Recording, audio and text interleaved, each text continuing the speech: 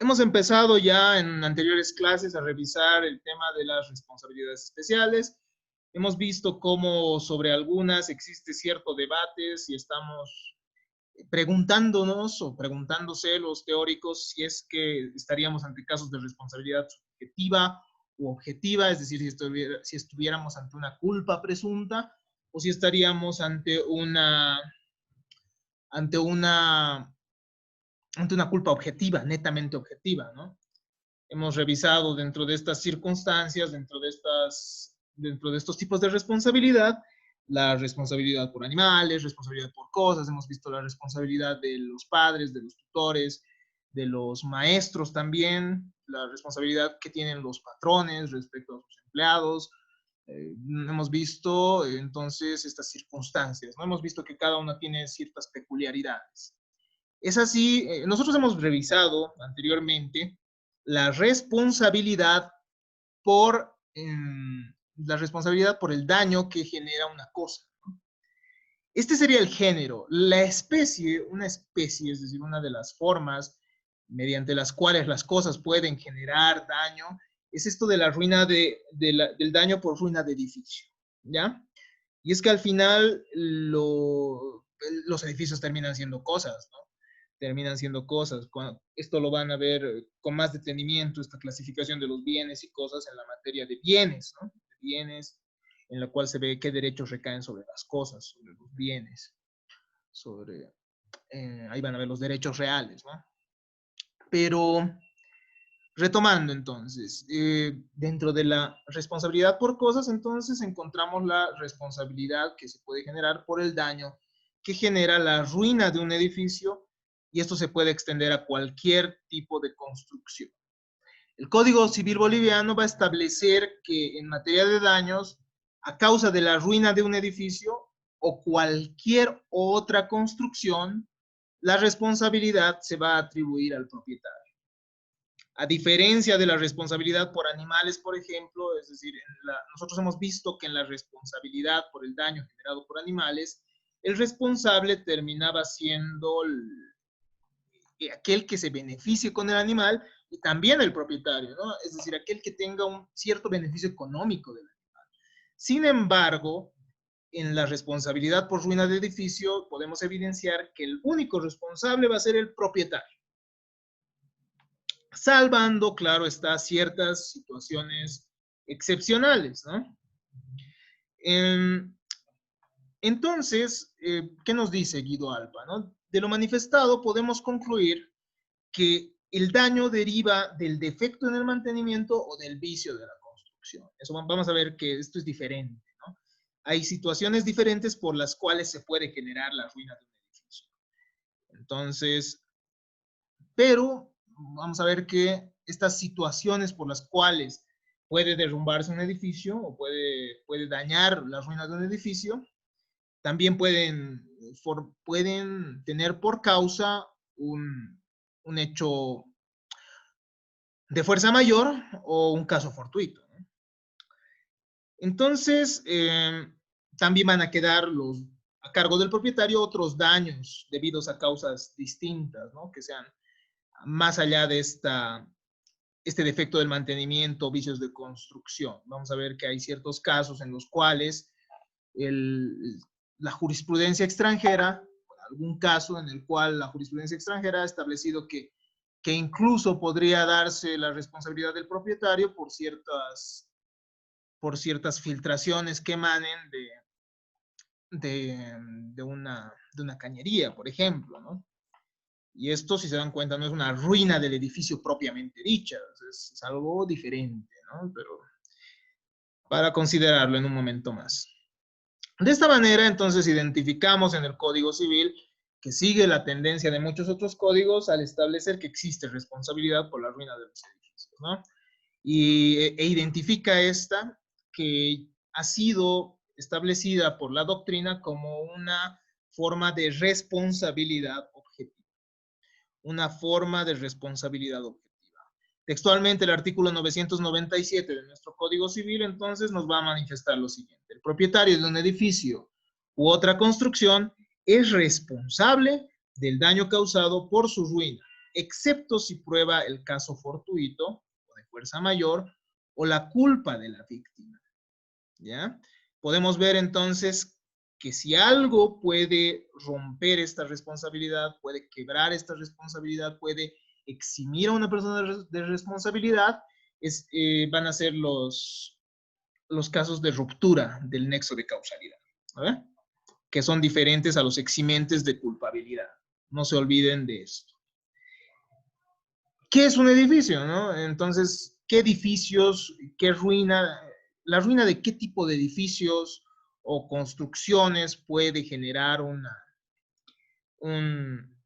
puede generar este tipo de responsabilidades? Tenemos que entender que la palabra edificio se da en un sentido lato, es decir, no en un sentido estricto. Lo interesante es que nuestro legislador, además de establecer la palabra edificio, ha establecido la ruina de cualquier edificio u otra construcción. Entonces, nuestro código establece, además de edificios, cualquier otra, ¿no? Es decir, posible construcción, es decir, que pueda llegar a generar un daño. Entonces, ¿a qué nos referimos? La palabra edificio en otras legislaciones simplemente está la palabra edificio y esto tiene que entenderse en un sentido amplio.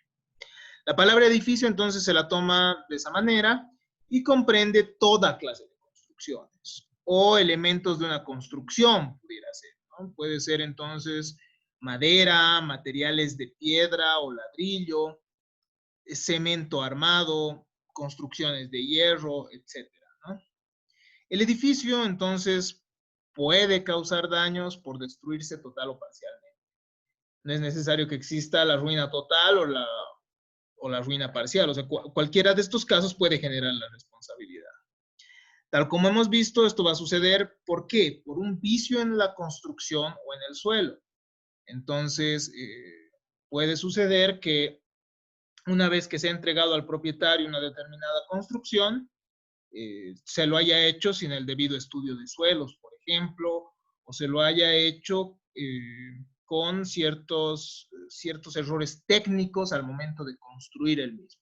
Y esto puede generar, ¿no?, su ruina total o parcial. Tenemos además la posibilidad del defecto de mantenimiento. Los propietarios de los bienes inmuebles tienen el deber de realizar los gastos y reparaciones inherentes a la cosa, ¿no? Es decir, tratando de conservar la cosa y de evitar daños a terceros. Eso está establecido también en nuestro Código Civil. Y van a poder ahondarlo, van a poder profundizar este tema cuando ustedes estudien la materia de bienes y derechos reales, en el cual se ve cuáles son las implicancias del derecho de propiedad. Entonces puede darse por un defecto en el mantenimiento y también puede darse por la mala calidad de los materiales, ¿no? O sea, puede ser que el constructor haya realizado un buen trabajo, puede ser que se ha realizado el mantenimiento correspondiente, pero que los materiales sean de mala calidad. Entonces, ¿quién es responsable? El responsable va a ser el propietario, tal cual establece nuestro Código Civil. En la doctrina se ha dado el debate si es que el arrendatario, es decir, el inquilino, en otras palabras, pudiera ser o no responsable, ¿no? De manera similar a aquel que se sirve del animal, por ejemplo, en la responsabilidad por animales, ¿no? A ver, habría que analizarlo. El contrato de arrendamiento, bueno, el nombre técnico en el derecho es el contrato de arrendamiento, ¿no? El contrato de arrendamiento es el contrato por el cual contrato bilateral por el cual una persona llamada arrendador entrega a otra denominada arrendatario un determinado bien para que use y goce el mismo a cambio de una contraprestación denominada canon de arrendamiento. Ese es el concepto, ¿no?, de este contrato. Y bueno, ustedes conocen, en la vida real hay muchos inquilinos, etcétera, ¿no? ¿Y podrá ser este responsable por los daños? Si bien el arrendatario puede tener responsabilidad, esto no sucede ante terceros, dice Guido Alba, sino simplemente ante el arrendador.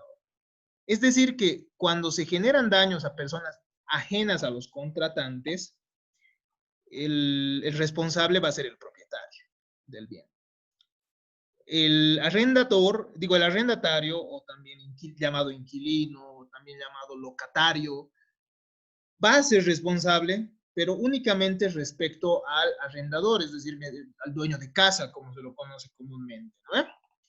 Entonces, si es que se genera una ruina por no avisar, entonces este arrendatario, este inquilino, tiene que realizar el resarcimiento correspondiente al propietario. Pero si es que esto daña a una persona ajena, no puede decirse que es responsable el arrendatario, ¿entienden? Es decir, el inquilino, sino el propietario. El artículo 690, parágrafo 1 del Código Civil, establece que en el arrendamiento de bienes inmuebles, el arrendador tiene que efectuar las reparaciones a fin de que continúe sirviendo para el uso y goce de la misma, ¿no? De la cosa, es decir, el propietario, el que va a dar en alquiler el bien, va a ser el que tiene que realizar todos los gastos para reparar, etc. Sin embargo, existe también una responsabilidad, no una responsabilidad, perdón, una obligación del arrendatario. El arrendatario queda obligado a informar al arrendador sobre la necesidad de reparación. Entonces, por eso es que el arrendatario, o también inquilino, más comúnmente llamado inquilino, va a ser, bueno, va a tener cierta, o sea, existe la posibilidad y ese debate si es que pudiera o no ser responsable, ¿no? Pero va a ser responsable únicamente respecto al propietario, es decir, el propietario le va a poder cobrar a él los daños que ha generado esta por no haber informado, ¿no?, de las reparaciones. Pero si esto ha dañado a una tercera persona, es el propietario el único responsable. De esto se evidencia que el arrendatario no podría ser responsable por los daños que genere la cosa. Pero hay una excepción, eso es algo importante. El propietario conserva entonces un deber de vigilancia, ¿no?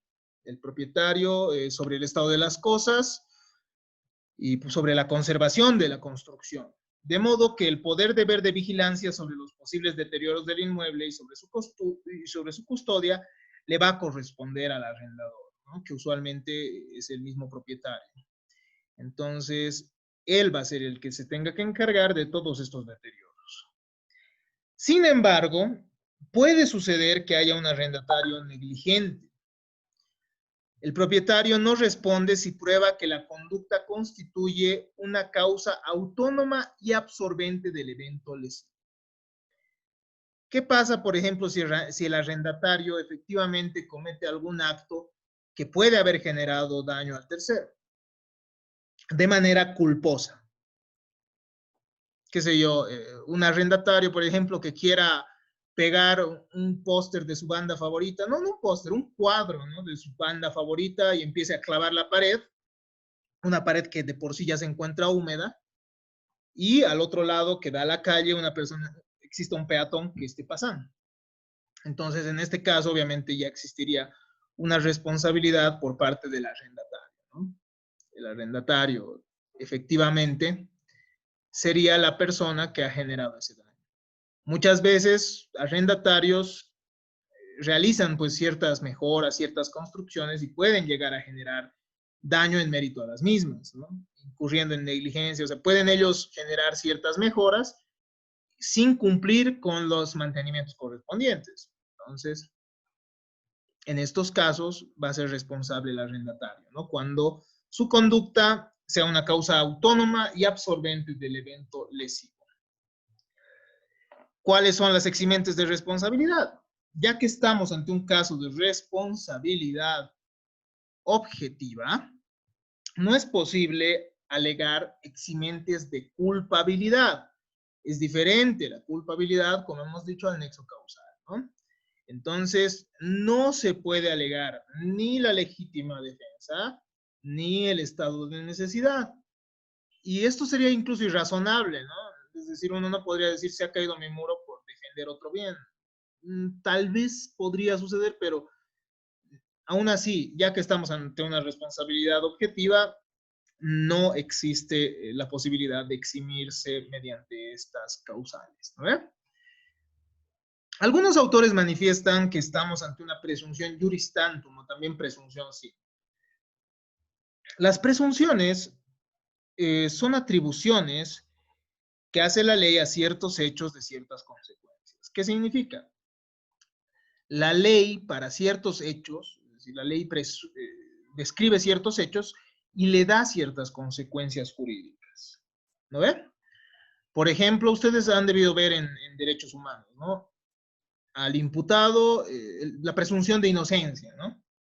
Si alguien es imputado en un juicio, eso es el hecho, ¿no? De la realidad, la presunción le da una consecuencia jurídica, una consecuencia general para todos los casos. Se lo presume inocente hasta que exista una sentencia condenatoria, ¿no ve? Y ejecutoriada. Entonces se le da una consecuencia, pero se puede demostrar lo contrario, ¿no ve? Hay dos tipos de presunciones. Presunciones juris tantum y juris et de jure. La presunción juris tantum admite prueba en contrario. La presunción juris et de jure es aquella presunción que no admite prueba en contrario. Algunos autores han dicho que la responsabilidad del propietario sería una presunción juris tantum. Es decir, si uno es propietario de una cosa y se destruye, y bueno, y esa cosa genera un daño, ese edificio genera un daño, entonces se presume que el propietario ha sido el responsable, ¿no? Eso nos diría o que el propietario ya ha realizado, o sea, ha sido el negligente, etcétera, ¿no? Entonces, para algunos autores esto sucede. Sin embargo, reitero, estamos ante un caso de responsabilidad objetiva. Por tanto, puede eximirse la responsabilidad por los siguientes institutos jurídicos que implican una ruptura del nexo causal. Estos que ya hemos estudiado anteriormente. El caso fortuito, es decir, un evento de la naturaleza de magnitud. La fuerza mayor, ciertas circunstancias provocadas por el hombre que igual sean de trascendencia amplia, digámoslo así. La culpa de la víctima, puede ser que la víctima sea la culpable. ¿Qué pasa, por ejemplo, si una persona se estaciona en un lugar prohibido y el muro de ese lugar prohibido cede? Entonces, en este caso se habría la culpa de la víctima, ¿no? El propietario también podría alegar la culpa de un tercero. Recordemos que esto no exime de la responsabilidad en general, sino que establece la existencia de otro responsable, ¿no?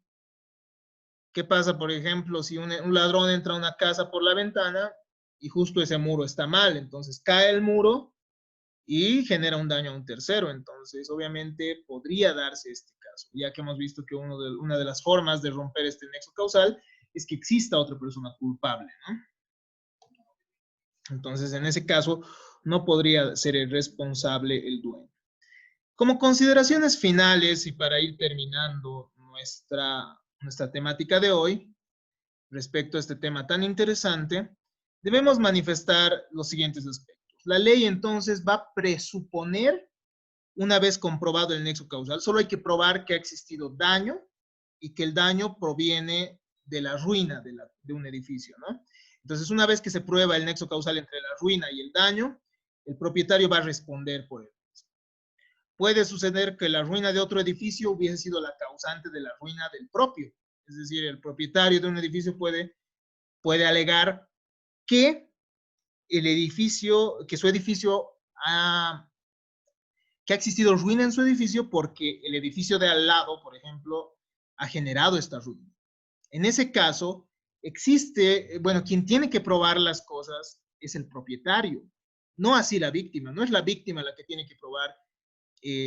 La víctima no tiene que probar la causa, digamos, ¿qué es esto? La causa, ¿dónde está esto? Ay, la causa, no tiene que probar la causa idónea, digámoslo así, o lo que nosotros ya hemos estudiado dentro de las teorías del nexo causal, que es la causa normal de la que hablábamos, ¿no? La causa adecuada, exacto. La causa adecuada. Lo que nos decía este filósofo que es la causa normal, ¿no? Es decir, ellos no tienen que probar la causa normal, ellos tienen que probar simplemente la causa próxima, ¿ya? la causa que directamente ha generado el daño. Entonces, el propietario va a ser el que tiene que probar la causa adecuada. En este caso, que va a ser la del edificio contiguo, digámoslo así, ¿no? Entonces,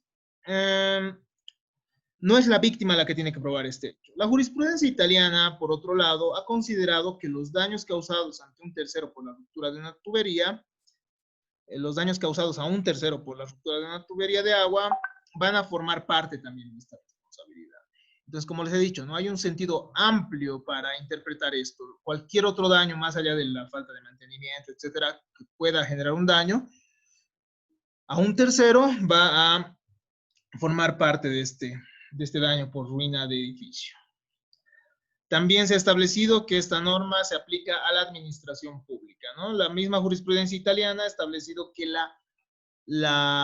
los edificios de la función pública que generen daños se van a regir por esta regla. Entonces, lamentablemente no tenemos jurisprudencia desarrollada al respecto en nuestro sistema jurídico, por lo cual corresponderá a ustedes realizar mayores precisiones y estudios al respecto. De esta manera hemos terminado esta temática. Muchas gracias a todos ustedes.